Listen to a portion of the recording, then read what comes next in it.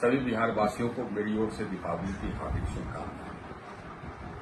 आप सभी सपरिवार स्वस्थ रहें, सुखी रहें और खूब तरक्की करें, ऐसी मेरी ईश्वर से कामना है। अपने राज्य तथा अपने परिवार के भविष्य तय करने का समय अब हमारे सामने आ गया। आपका मत तय करेगा कि बिहार का और हम लोगों के बाल बच्चों का भविष्य कैसा है। यदि आप बिहार और अपने बाल बच्चों का भविष्य उज्जवल देखना चाहते हैं तो मेरा आपसे निवेदन होगा कि किसी भी आपराधिक पृष्ठभूमि के व्यक्ति अथवा भ्रष्ट व्यक्ति को वोट नहीं दें, भले ही वो व्यक्ति आपके जात का नहीं हो। यदि आपके सामने जितने भी उम्मीदवार हैं वो सभी भ्रष्ट और क्रिमिनल प्रकृति के या क्रिमिनल पृष्ठभूमि के हैं, तो बेहतर होगा कि अपना मत आप नोटा को दें। ऐसे व्यक्ति को वोट देने से बेहतर यही होगा। यदि आप आपराधिक पृष्ठभूमि के अथवा भ्रष्ट व्यक्ति को अपना वोट देंगे तो बिहार से कभी भी अपराध और भ्रष्टाचार का खात्मा नहीं होगा। बिहार कभी प्रगति नहीं करेगा और हमारे बाल बच्चों को बाहर जाकर के ही अपनी रोजी रोटी कमानी होगी, क्योंकि कोई उद्योग यहां आएगा नहीं।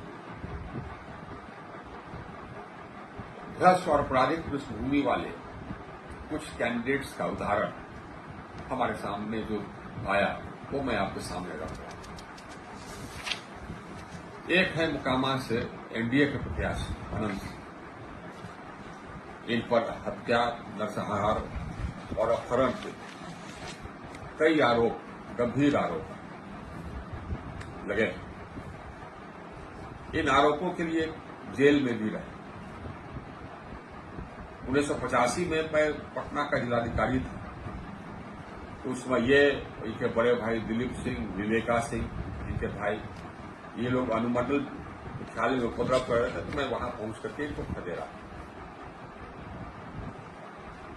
मुकामा से ही आरजेडी के प्रत्याशी हैं सूरजभान सिंह की तरफ। मैं गृह सचिव बिहार था, उस समय सूरजभान सिंह बिहार के नंबर 1 डॉन जाने जाते थे।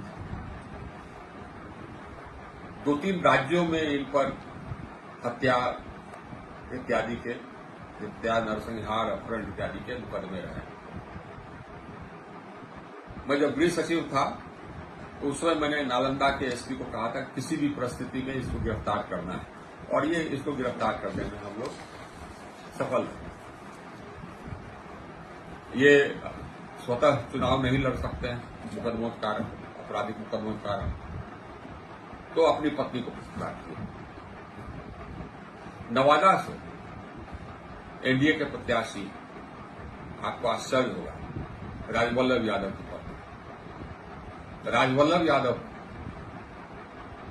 बलात्कार के पॉक्सो एक्ट के अंतर्गत आरोपी है। ये खुद चुनाव नहीं लड़ सकते हैं तो अपनी पत्नी विवाह विरोध करा। विडंबना तो यह है कि गया में प्रधानमंत्री के सभा के दौरान कुछ व्यक्ति, पार्टी के कुछ लोग, इनके पत्नी को मंच पर ले जाकर के उनका माल्यार्पण प्रधानमंत्री से कराया। ये शर्म की बात थी। रघुनाथपुर से आरजेडी के प्रत्याशी हैं शहाबुद्दीन के बेटे ओसामा। शहाबुद्दीन एक दुर्दांत अपराधी थे, वो पूरा बिहार जानता था। इन पर हत्या के कई आरोप थे। उन्हीं के सुपुत्र हैं ओसामा। तारापुर से एनडीए के प्रत्याशी हैं सम्राट चौधरी। इन पर एक पार्टी ने, बिहार की एक पॉलिटिकल पार्टी ने हत्या का आरोप और उम्र के सर्टिफिकेट में जालसाजी कर बेल पर आने का आरोप खुला लगाया, और ये आज तक उसका जवाब नहीं दे सके। ऐसे हैं एनडीए के प्रत्याशी तारापुर से सम्राट चौधरी। जगदीशपुर आरा से एनडीए के प्रत्याशी हैं भगवान सिंह कुशवाहा। ये इचरी में 7 व्यक्तियों के नरसंहार के आरोपी रहे और आज एनडीए के प्रत्याशी।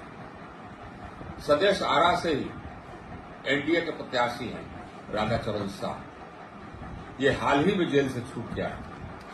ईडी के रेड के बाद ये जेल में 10 महीने तक रहे और अभी छूटे और एनडीए ने इन्हें टिकट दी। संदेश में दूसरी ओर से आरजेडी के प्रत्याशी हैं अरुण यादव के बेटे। अरुण यादव भी बलात्कार के आरोप में फरार रहे। उन्हीं का और खुद नहीं लड़ सकते थे तो अपने बेटे को चुनाव लड़ा। ऐसे सब तो प्रत्याशी हैं। इनमें से कोई ऐसा नहीं है जिनको कि आप अपना मत दें। ऐसे लोगों को मत देने से बेहतर है चुल्लू और पानी में डूब के मरना। जो अपराधी है या भ्रष्ट है वह जनता का खून चूसता है,